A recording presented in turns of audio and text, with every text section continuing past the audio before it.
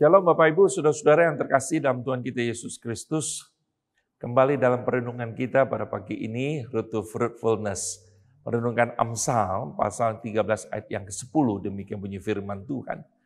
Keangkuhan hanya menimbulkan pertengkaran, tetapi mereka yang mendengarkan nasihat mempunyai hikmat.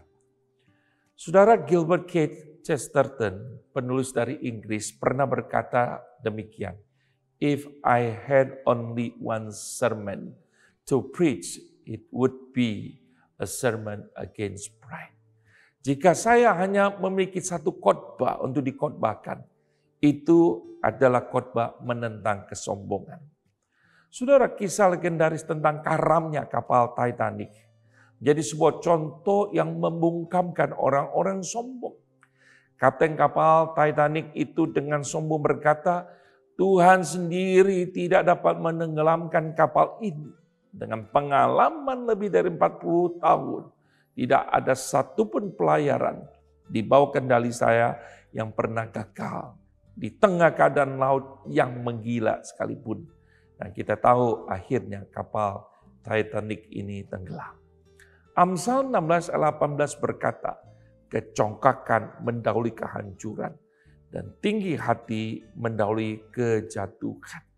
Bahkan dalam Amsal 27 ayat pertama berkata, janganlah memuji diri karena esok hari, karena engkau tidak tahu apa yang akan terjadi hari itu.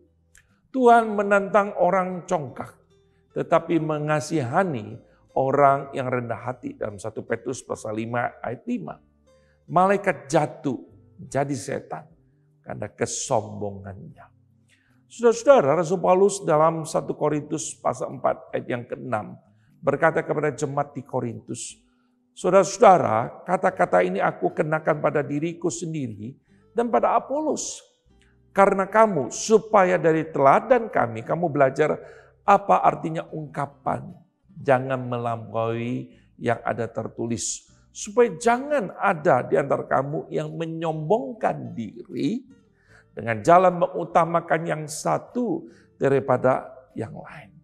Paulus menegur jemaat di Korintus karena mereka lupa akan jati diri mereka. Mereka begitu sombong. Mereka tenggelam di dalam kecongkakannya. Mereka merasa sudah tahu dan sudah punya segalanya. Bahkan mungkin mereka merasa tidak butuh Tuhan lagi.